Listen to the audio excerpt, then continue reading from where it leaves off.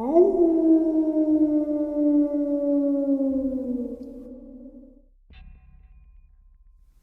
greetings and salutations, everyone. I hope everyone is doing well. I hope everyone is prepared for another trip on the Wayback Machine to go check out some early cryptid reports in the newspaper. Before we get into today's upload, though, a couple links I'd like to share with you. As you know, I rely on my Patreon, my PayPal, and my merch store to help the channel to continue to grow and go. The links to those are in the description below. Also, Dogman, Frightening Encounters, Volume 1, 2, and 3, the audiobook version. Written by Tom Lyons, narrated and produced by me, Jeffrey Nadolny, is available on Audible, Amazon, and iTunes. The links to those books are in the description as well. Now, I've taken enough of your time. Let's get on with today's upload. Shall we? A mysterious family history. 3 children taken wild off an island in Lake Huron. Lake Huron, Ontario, November 27th, 1874. One morning about a month ago, a man of strange, wild man, and not very respectable dress nor intelligent appearance, came to the Orphan's house in connection with the Sisters of St. Joseph, and knocked on the door. One of the sisters came and opened it, and the man presented 3 children to be taken care of. The children bore a much stranger aspect than himself, and the group excited the surprise and wonder of the sisters. They considered a girl and 2 boys. The boys were clad in loose plaids, and were attired altogether with a neatness and respectability which contrasted singularity with their deportment and looks. The girl was about 14 years old, and was the eldest of 3. She was dressed in a plain and rustic style, and had an expression of much more intelligence than her younger brothers. All of them were of small stature, but the boys especially so, and still, they were not dwarfish. They were not deformed, but there was an unnatural and inhuman appearance about them which could be suggested by scarcely any other word than deformity. Their oddly expressive eyes, their apish features, their thin, bony, fang-like hands, their slender limbs, and their forms, their strange apathy, and what was said by their father, their general inattention, their peculiar way of crouching in the corners of the passageway made them an object of curiosity and pitying interest. They were led in by one of the sisters, who also invited the father, for such he announced himself in disjointed sentences to partake of something to eat. But he refused in a horrid manner, saying that he had something in his pocket and seemed fidgety to get away. As soon as the children were in, the man left with the same wild, unintelligible stare, which he wore throughout the sort interview, and did not make any sign of parting or saying farewell word to his children, or indeed to anyone. But as he passed out of the entrance, he turned round and furtively looked in through the side lights of the door. Then he ran off hastily, and was soon out of reach and out of sight. The children were taken into the home, and had food offered to them. About 2 o'clock in the afternoon, the wild-looking father was seen to steal softly up to the convent again, entered the gate, and peered inquisitively into the sidelights. His offsprings were not there, however, and the moment he was observed, again fled, and was seen no more. The youngest would not taste any food that was offered to them. Though they were emaciated and exhausted as could be, their hands resembled bird claws more than anything else, and their feet were but a cluster of bones. On talking to them, it was found that they could not speak, albeit they possessed the natural capacity of articulation, having a full set of teeth, perfectly formed roof of the mouth, and tongue capable of movement. Neither did they pay attention to any words or kind of noise. They had been kept and kindly cared for by the sisters ever since their advent. But it was discovered that the boys were afflicted with a desperate cough, and though every kindness has been bestowed upon them, and every mode of treatment adopted, it is not thought likely that they will survive long. However, they appeared to be gaining strength for some time after being introduced. Their stay in the house has shown them to have lived in the wildest manner, and to have been totally unacquainted with habits of civilized people. They can utter no articulate sound, as was said, but at various times they have been heard to give vent to a weird cry entirely unhuman-like, but somewhat resembling a low wail of some kind of wild animal. This is the sole expression the boys have been known to make, but the girl seems much more intelligent and can speak common words, though she knows nothing of the ways of civilized life. The boys have a consistent habit of crouching in corners, and one of them sits with his shoulders hunched up, as if by malformation. They prefer raw edibles to cooked food, and have only lately taken to eating at the table. At first they greedily devoured raw cabbage, leaves of turnip, and even have been known to gulp up swill that stood in a pail. Of the most commonest acts of decency they at first had no idea, showing their former habits of life, but they have latterly improved in many respects. They sleep mostly in the daytime, and at night wander around the rooms, one of them being found one night in a dangerous position on the staircase in the middle of the night. As to their former history, only this is known, that they were found by Father Chenier of Owen Sound, R.C. Mission, on the lonely isle of Lake Huron, where the father lived with the strangest children, and would allow no one but themselves to live there. The father, seeing their condition, obtained the father's permission at last to have them taken to a refuge and cared for. The parent came with them voluntarily, and brought them here. The parents of the singular beings were not married, but are said to have been nearly related. The mother has been dead for years. A letter is expected here giving a sketch of their history.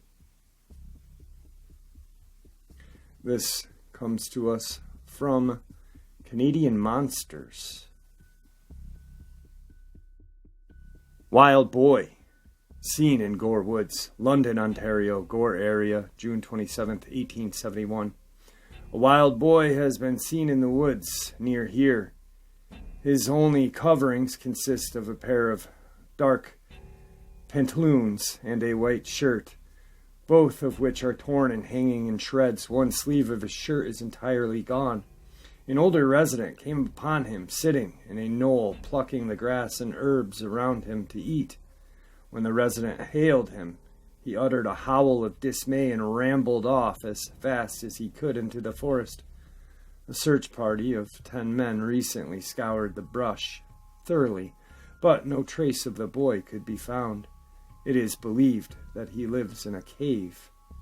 This comes to us from A Wild Boy in the Woods, Strange Sensation in the Gore of London.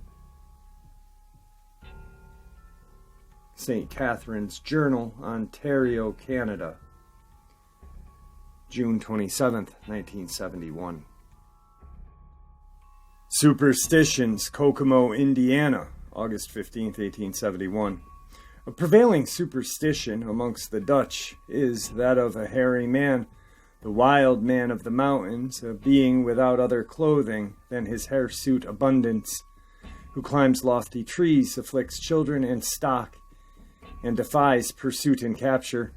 Only last week this ancient adventurer was reported in the reading papers as having been seen in the Walsh Mountain, and the Sagis editor added, "It is high time that this formidable monster was brought to terms and put under durance." This comes from the Kokomo Tribune, Indiana, August 15th, 1871. Malayan, hairy humanity, pact of shipment.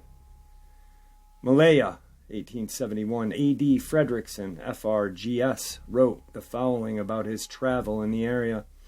A curious specimen of hairy humanity, not unlike Darwin's idea of origin of species, was at the time of my visit being conveyed to the cost for shipment to some society at Calcutta.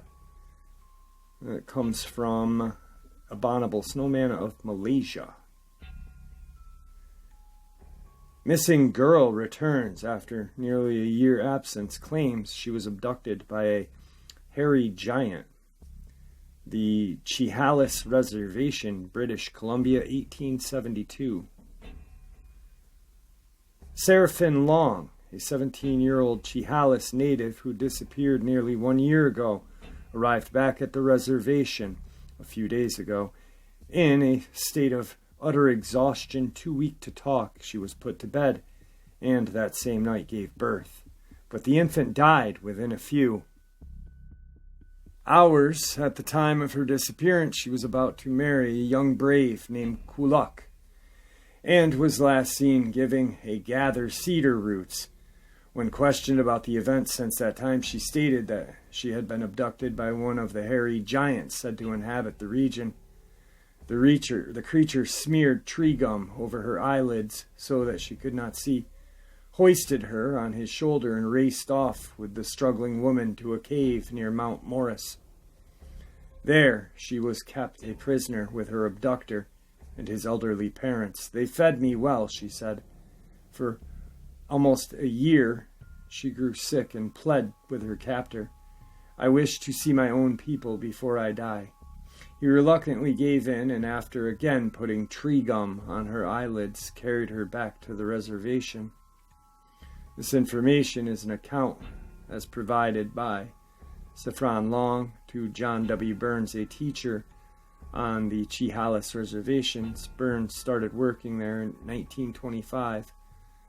So Shafarian would have been 71 years old at the time. She told him she was glad the child died and hoped that she would never again see a Sasquatch. Burns came up with this name for the creature, so it would not have been used before he arrived at the reservation. Meaning Burns brought the word Sasquatch to the res guys. Sorry, I know you guys all knew that. Just an idiot. This comes to us from My Search for BC's Giant and Indians,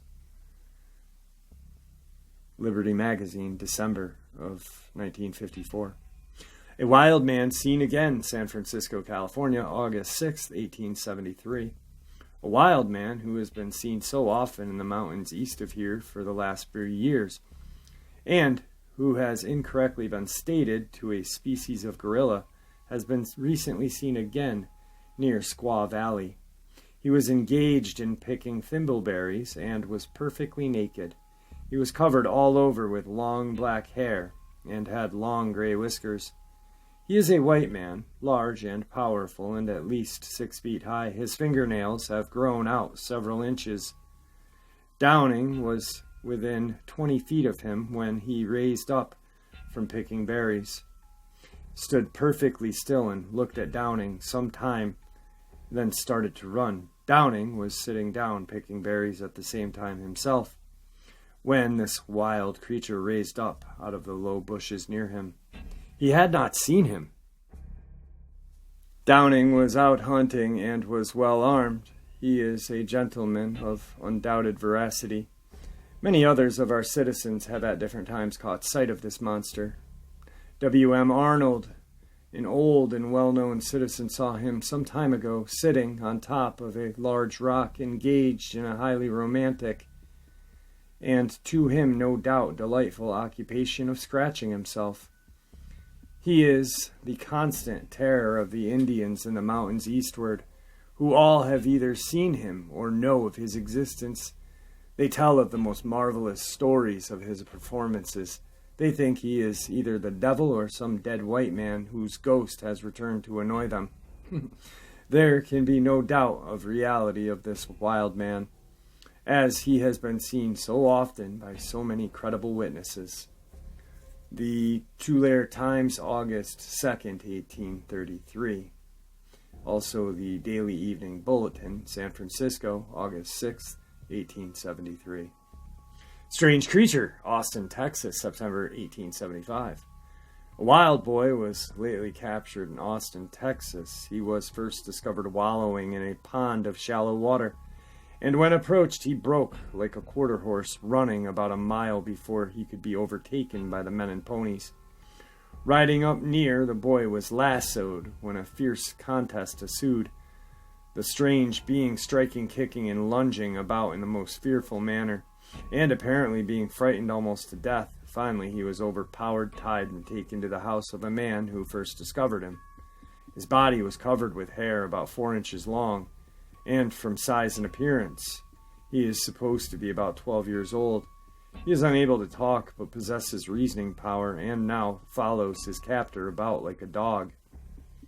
This was taken from the Daily Independent, Helena, Montana, September 19th, 1875. A monster of Kit's Swamp. Incident location near Newberry, North Carolina, Milwaukee, Wisconsin, October 4th, 1875. Asa Grady lives with his family on Kit Swamp near New Bern, North Carolina. He is reported to be a sober and truth-telling man, else somebody might doubt the correctness of a story he tells about a monster that inhabits the woods in his neighborhood. From the number of chickens that Grady has lately lost, he suspected that some neighboring marauder is living on poultry. So he watched and saw a being that appeared to be half man, half beast, making free with his hen roost.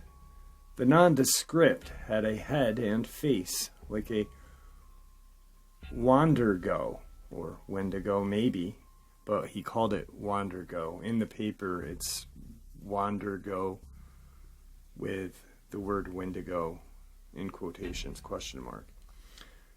With a long, snowy beard, hands and feet, legs exactly like a man. Neither did the thing wear any clothes, which did not seem to shock the half-human nature.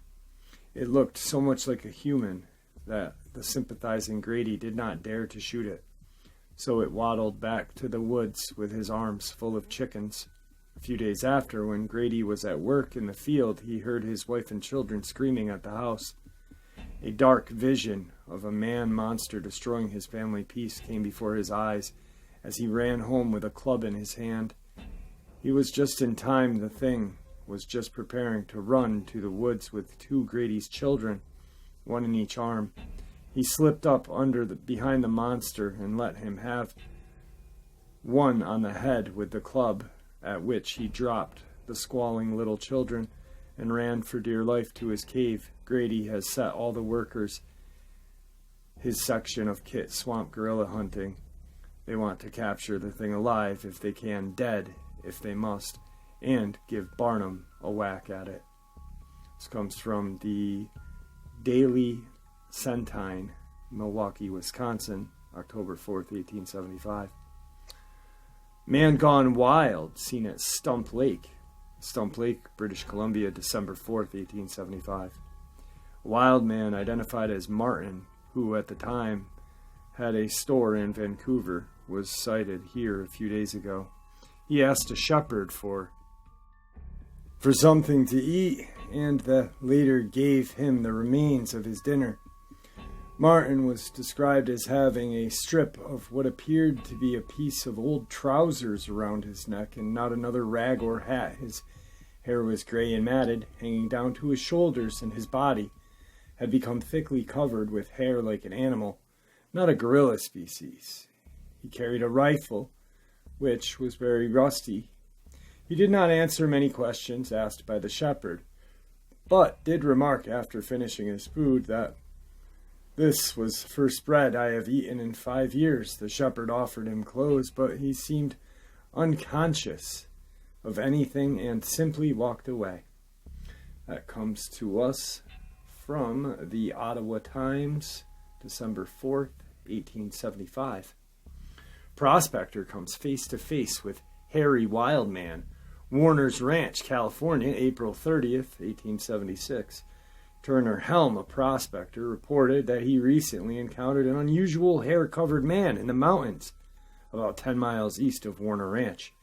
He stated that he was walking along looking at the ground when he suddenly heard someone whistle.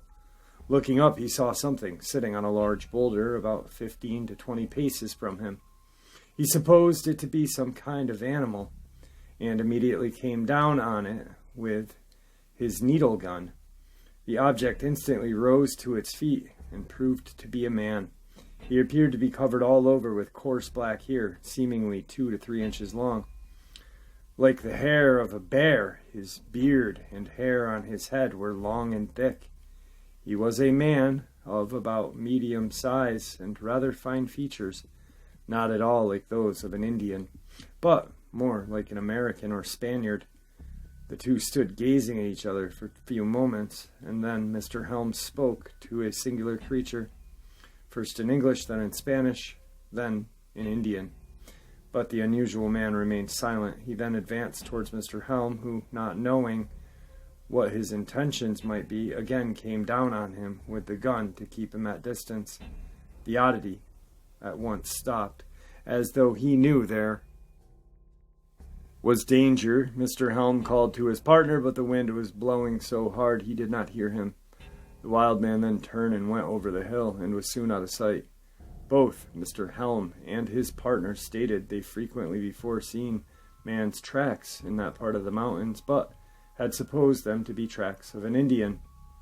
This comes to us from, the title was actually A Wild Man in the Mountains, Union, San Diego, California, March 9th, 1876.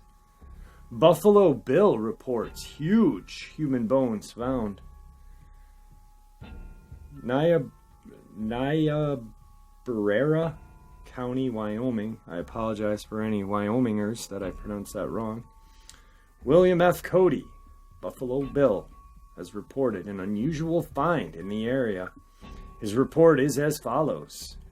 While we were in the Sandy Hills scouting the Niobrara country, the Pawnee Indians brought into camp some very large bones, one of which the surgeon of the exploration pronounced to be the thigh bone of a human being. The Indians said the bones were those of a race of people who long ago lived in the country. They said these people were 3 times the size of a man of present day, that they were so swift and strong that they could run by the side of the buffalo, and taking the animal in one arm, could tear off a leg and eat it as it ran. These giants, said the Indian, denied the existence of the Great Spirit. When they heard the thunder or saw lightning, they laughed and declared that they were greater than either. This so displeased the Great Spirit that he caused a deluge. The water rose higher and higher till it drove these proud giants from the low grounds to the hills and thence to the mountains. At last ever the mountain tops were submerged and the mammoth men were drowned. After the flood subsided, the Great Spirit came to the conclusion that they had made men too large and powerful. He therefore corrected his mistake by creating a race the size and strength of men of present day. This is the reason the Indians told us that the men of modern times is small and not like giants of old. The story has been handed down among the Pawnee for generations. But what is the origin no man can say. That comes to us from William F. Cody, The Life of Honorable William F. Cody, published by the Harper Brothers in 1904. But wow, how cool was that? Like, actually, the Pawnee Indians talked about the Great Flood and the cleansing of the earth, coinciding with the Bible's Great Flood. That's crazy. That's crazy.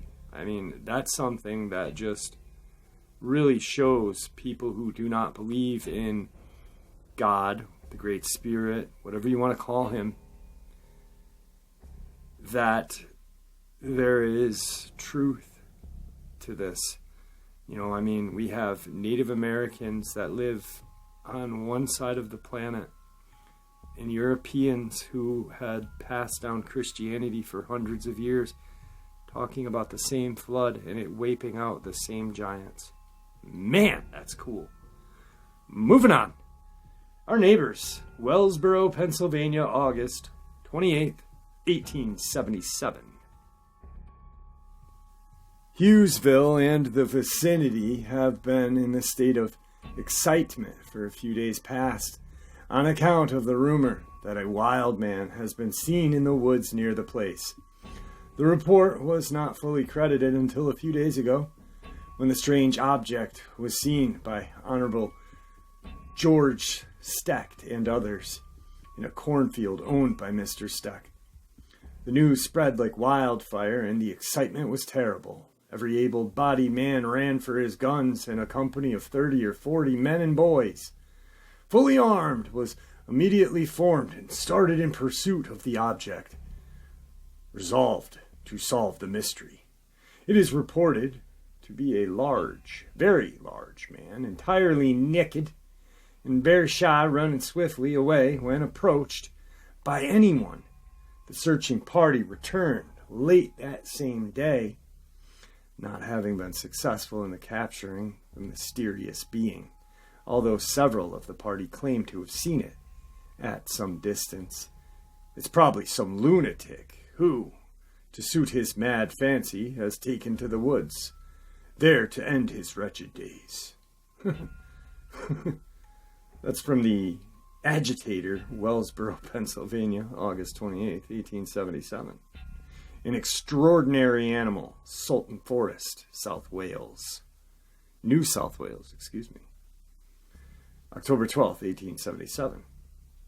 Mr. Prosser, manager of Messer Amos and Company sawmill at Amos Siding near Sutton Forest, has just informed us that the most peculiar animal had been seen by two men, Patrick Jones and Patrick Doyle, residents of Sutton Forest. In the bush between Cable Siding and Jordan's Crossing, Mr. Prosser himself has seen footprints. They are 3 feet apart, and the impression made by the feet is similar to that of an elephant. The animal is described as being 7 feet high, with a face like a man, long shaggy hair, and makes tremendous noise. 14 of the men from the mill, fully armed, intend, starting on Saturday next, to endeavor to capture this wild man of the woods. After Mr. Prosser assures us there is no exaggeration about this affair, and everyone at the mill believes in the existence of this strange creature. Comes to us from the Sydney Morning Herald, Australia, October 12th, 1877. A wild man reported in local woods. Houghton Lake, Michigan, October 25th, 1877. A wild man is reported to be in the woods in this vicinity. He has terrible long nails and is as fleet as a deer. The Indiana Progress, Pennsylvania, October 25th, 1877. Town has a little wild man. Standard, Vermont, December 3rd, 1877. This town now has a wild man of the woods, 4 feet high, covered with hair, with a head of fiery red hair that hangs over his shoulders, and who runs like a deer and yells like a hyena. Comes to us from the Oshkosh Daily, Northwestern Wisconsin, December 3rd, 1877. Who is he? Damascus, New York, 1877. 2 citizens, while looking for a lost cow in a swamp in the township, came upon a bare-headed, ragged, and barefooted man with short-cropped gray hair and a beard. He ran away when discovered, but was captured after a long chase. It was evident that he had been in the forest for some time. He talked wildly in a language that no one in the neighborhood understood. He was finally taken to the county seat and placed in jail. There it was found his strange language was French. I am the Empire. The county authorities refused to assume any responsibility in the case of the strange being, and threw him on the Damascus authorities. No one in the township would take charge of the unfortunate lunatic as a pauper. And as an easy way out of the dilemma, he was placed on the Erie Railroad train with a ticket to a station in the neighboring county. Before the train reached the station, the man leapt from the car while in rapid motion, swam the Delaware River, and disappeared once more in the woods of Wayne County. An account of circumstance of his capture and the extraordinary disposal that was made of him is printed in the local paper. And some weeks afterward, it was learned that the wild man was a pauper lunatic from New York City. He was a Frenchman who had lost his mind over the defeat of the French army by the German and the destruction of the empire.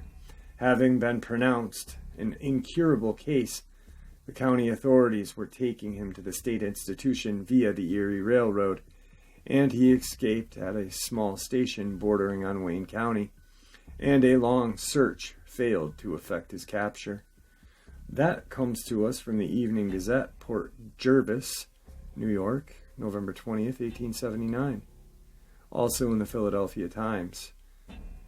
A Wild Man of the Mountains, Globe Valley, North Carolina, January 3rd, 1878. A gentleman who resides near Fairview writes that in the company with several gentlemen he went out prospecting in a portion of Globe Valley. While in the heart of the valley, some miles from any place of habitation, their attention was attracted toward a peculiar specimen of humanity, some 40 yards distant. They neared the object, or giant, as he seemed, until they came within 20 step of him. Then they stopped still to advise with each other as to whether they should go nearer. While they were consulting, one of the gentlemen gave a yell and jumped toward the wild man. When he, the wild man, started toward the party a few steps, stopped still and began to pound himself in the breast with his ponderous fists. There he stood for 2 minutes, advancing no power of speech. Suddenly he turned, bounded off with the speed of a deer. The party then repaired to the house of one of the men, secured a gun, pistol, and other articles of warfare, and went in pursuit of the strange being. They searched the balance of the day, but nothing could be seen of the object of their pursuit. During the search, they ascended to the crags of Blowing Rock and discovered a small cave in which was found a bed of leaves and many bones resembling those of possum. It is supposed this cave has afforded this wild man a home for many years.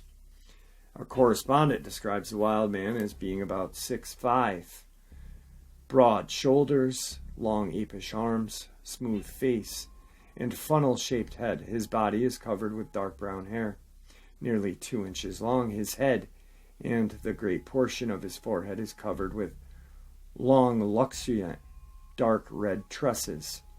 Our correspondent affirms that this is the first time this wild man has ever been seen or heard of this neighborhood. Comes to us from the landmark Statesville, North Carolina. Terrible wild man discovered, Rosetta, Colorado, March 30th, 1878.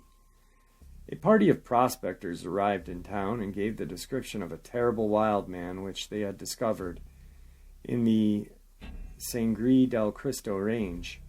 The man is represented as being about 7 feet high, very large and strong, and clothed in deer pelt. We understood that the party will try to capture this wild man on the mountains this spring. Comes to us from the Colorado Spring Gazette, March 30th, 1878. Well, there you have it, guys. It's time to park the Wayback Machine back in my studio. Everybody get the F out and go home. Just kidding. I hope you guys enjoyed this one. They are absolutely crazy. Like, I love doing this one. This is like one of my favorite kind of little thing now. I love putting out my regular content, encounters, but then I like this historic thing. I like ending the day with it. It really kind of makes me smile. Yeah, wow.